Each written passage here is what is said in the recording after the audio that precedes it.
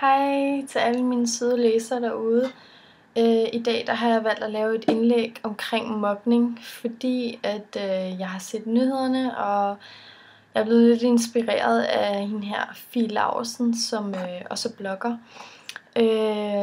Hun er også blevet udsat for mobning og har netop taget fat omkring det nu.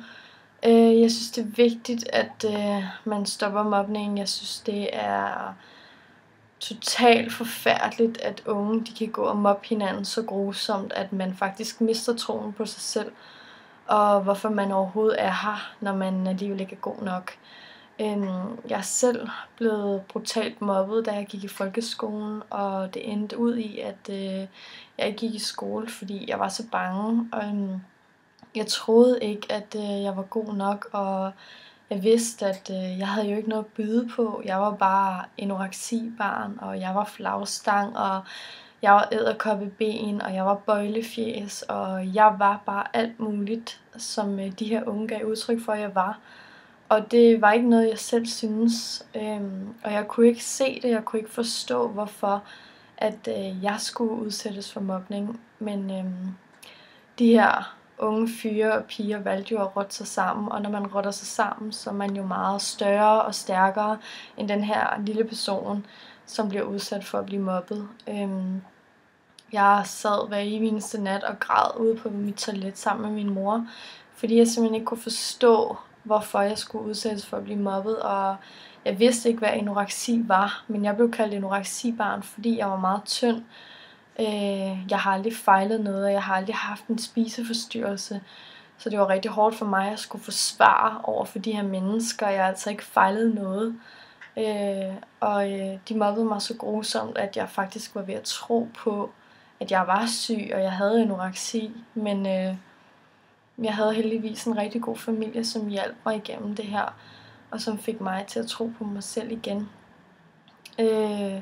Jeg synes, det er rigtig svært og rigtig forfærdeligt, at der er så mange piger og drenge derude, som bliver mobbet og mister troen på, hvem de er og hvad de kan i den her verden. Jeg synes, det er så forkert, og jeg forstår ikke, hvorfor at man har behov for at ødelægge et andet menneske på den måde.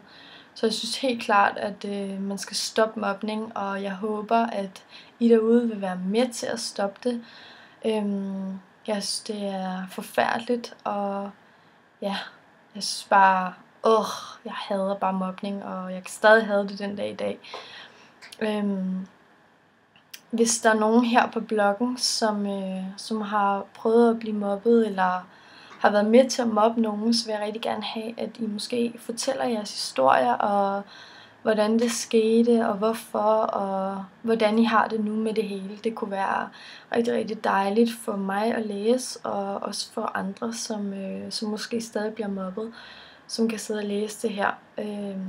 Jeg vil bare sige tusind tak for Fie Laursen, fordi at hun bringer det her op, og jeg er helt sikker på, at hun kan være et forbillede for unge piger, som bliver mobbet.